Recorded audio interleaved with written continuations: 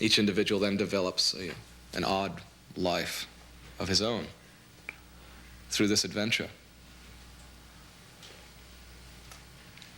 until that same sensitivity in which the life of suffering was realized, acknowledged,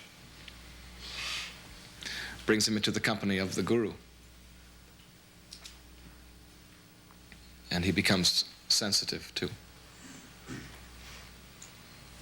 the consciousness and the influence of the Guru.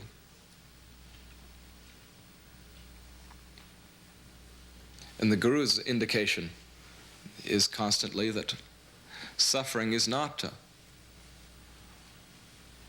anything that's happening to you, or has happened, or will happen. Changes of state are not fundamentally to be equated with this suffering to which you've become sensitive. Your suffering is your own action. Even what you call yourself is a form of action.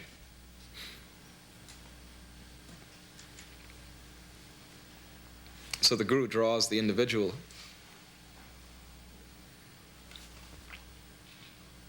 to more and more intimate company. The mutually sacrificial relationship that sadhana involves.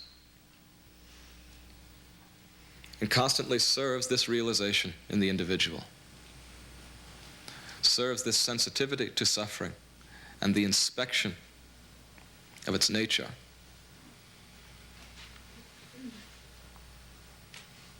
Serves more and more the intuition of that from which all of this is arising.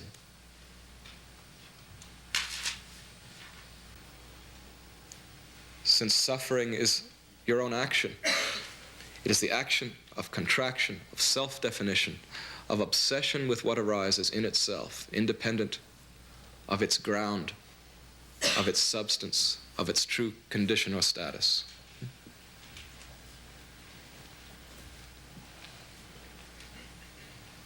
That is what suffering is, that is what ignorance is.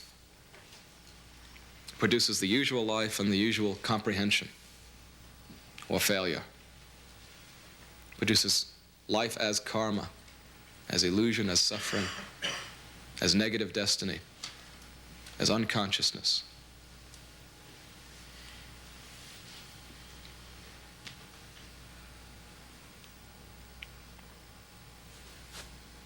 The way of divine communion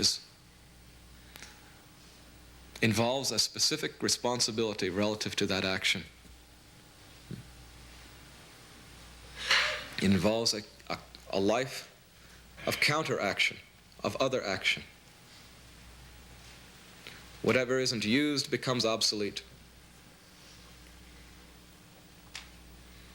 In the way of divine communion, the person is not continually involved in the whole affair of his inner life, his content, his interests, his tendencies, his suffering, his experience. He is surrendering that always. He is consciously involved in the Guru presence always. The action of devotion, then,